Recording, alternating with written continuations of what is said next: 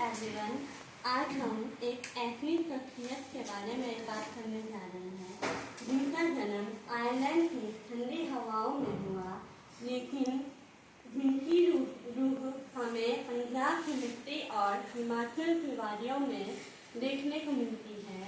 यह एक ऐसी महिला है जिन्होंने विदेशी होते हुए भी हमें हमारी अपनी कला और संस्कृति का असली मोल समझाया है।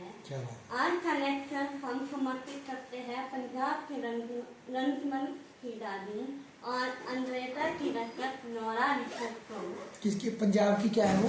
पंजाब की दादी और अच्छा। अंद्रेता की रचक नोरा रिचर्ड। अच्छा, अंद्रेता जो आर्ट गैलरी जो सरदार शोभा सिंह ने बनाई, ये पड़ती है आपकी पंचरुखी कांगड़ा में।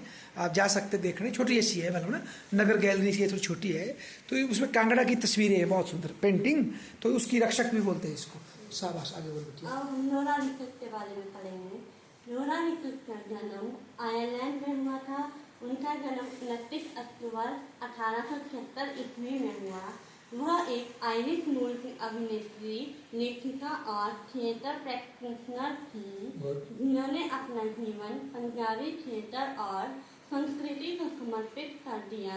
इसी वजह से उन्हें पंजाब की लेडी ग्रेगरी और या पंजाबी थिएटर की दादी कहा जाता है। अच्छा। उनके मंच का नाम नोरा डॉयल था। उन्होंने ऑक्सफोर्ड यूनिवर्सिटी से शिक्षा प्राप्त की। 1911 में वह अपने पति फिलिप अर्नेस्ट रिचर्ड के साथ पंजाब आई थी। पति की मृत्यु के बाद उन्होंने कुछ समय बाद वो इंग्लैंड लौटकर 1924 में भारत वापस आई और हिमाचल के कांगड़ा घाटी के अंद्रेता गांव में आकर बस गई।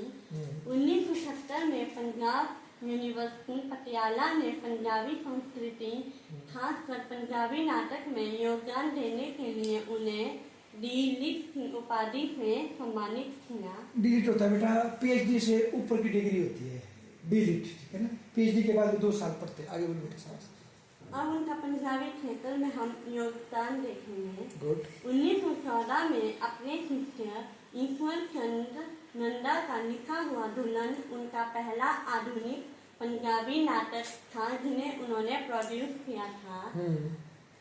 लाहौर में रहते हुए छात्रों को 1 एक्ट प्ले लिखने खेलने को प्रोत्साहित किया गया। 1912 से नाटक लेखन प्रतियोगिताएं शुरू की गई। उनके स्कूल ऑफ ड्रामा से ईश्वर चंद्र नंदा, हरचरण सिंह, बलवंत राजवी, गुरुचरण सिंह जैसे नाम निकले। समाजिक सुधार पर आधारित नाटक लिखे हैं उन्होंने, जैसे सती, मदर अर्थ आदि, और गाँव के folk लोक परंपराओं को मंच पर लाया। अच्छा, देखो इसमें मैडम ने एक शब्द यूज किया, लाहौर, है ना। तो जो फिल्म आज हमारी फिल्म इंडस्ट्री कहाँ है मेन बताओ भला, किस शहर में मेन फिल्म इंडस्ट्री? बॉलीवुड कहाँ है? मुंबई। विभाजन से पहले हमारे पूरे इलाके का सबसे जो फेमस जो फिल्मी शहर था वो लाहौर था बेटा, लाहौर, ठीक है ना। तभी वो लाहौर, सारे अच्छे अच्छे राइटर लेखक लाहौर थे। तभी देखेंगे आप, जो पृथ्वीराज कपूर का नाम सुना आपने? पृथ्वीराज कपूर जो किसका दादा है, परदादा? ये जो करिश्मा कपूर, जो कपूर फैमिली जो है, पहला थिएटर जिसने बनाया, असल में वो पंजाब के थे, पेशावर के थे, पठान टाइप थे वो, हिंदू पठान। तो वो वहाँ लाहौर में एक्टिंग करते थे। जब विभाजन हुआ तो वहाँ से भागकर वो कहाँ आए? मुंबई।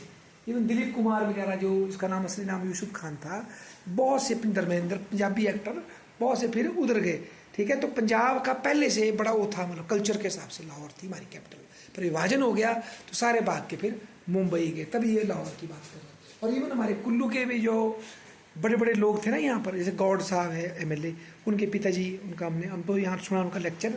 तो चीफ गेस्ट आए थे, वो बोला मैं लाहौर से पढ़ा हूँ, ऐसा बोला उन्होंने। मुझे बड़ी पुरानी बात है ये, 2000 कुछ की शुरू के जीवित थे वो।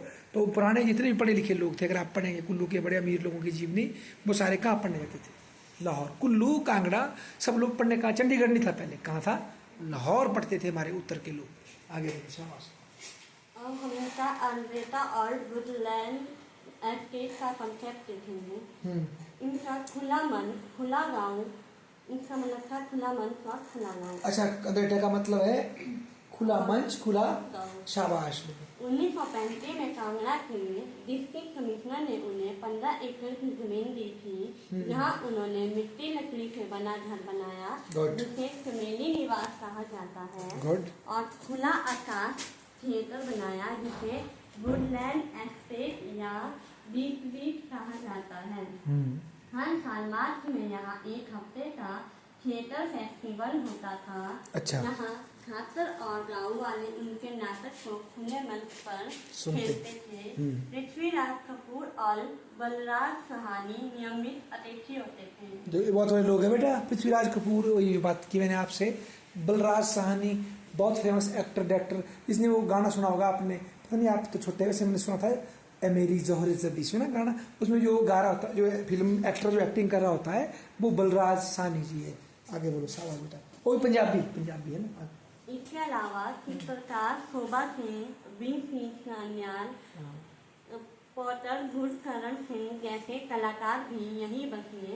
इसी कारण इस गांव को मैम दा पिंड कहा जाने लगा। अच्छा। और आज यह आर्टिस्ट कॉलोनी के रूप में जाना जाता है। शाबाश। मान्यताएं और विरासत।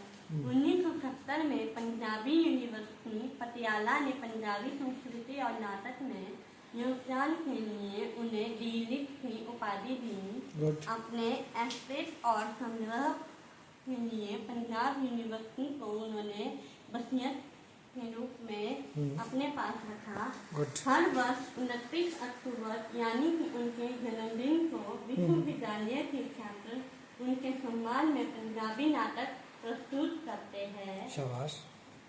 वुडलैंड में उनकी कब्र पर लिखा है, rest very heart their work is done, यानी कि थके हुए हृदय अब विश्राम कर, तेरा कार्य पूर्ण हुआ। लोकप्रिय उपाधियां पंजाब की लेडी गैगरी और पंजाबी थिएटर की दादी या ग्रैंड मदर की उपाधि मिली है। अब उनकी फेमस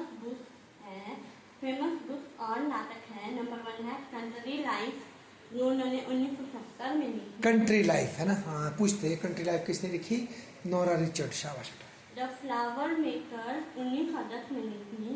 ड्रामा इन एजुकेशन 1945 में लिखी। कौन सा in education? Drama in education. अच्छा, एजुकेशन में ड्रामे का क्या रोल है? शाबाश। Play writing and play making 1956 में लिखी। बहुत सुंदर। और उनका नाटक है छठी, जो उन्होंने 1914 में लिखा। मदर अर्थ, जो उन्होंने 1956 में लिखा।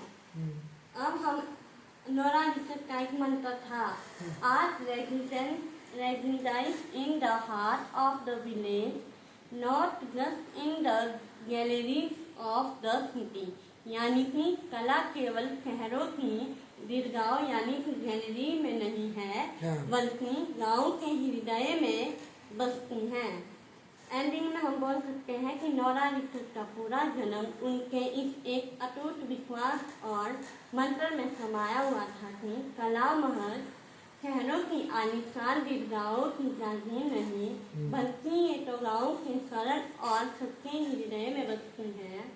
इसका अर्थ बहुत ही गहरा है। नोरा जी हमें यह समझाना चाहती थी कि असली कला महंगे टिकटों या बंद कमरों में नहीं, बल्कि खेतों की मिट्टी, हिमार के साथ और खुले आसमान के नीचे लोकगीतों में जीवित रहती हैं।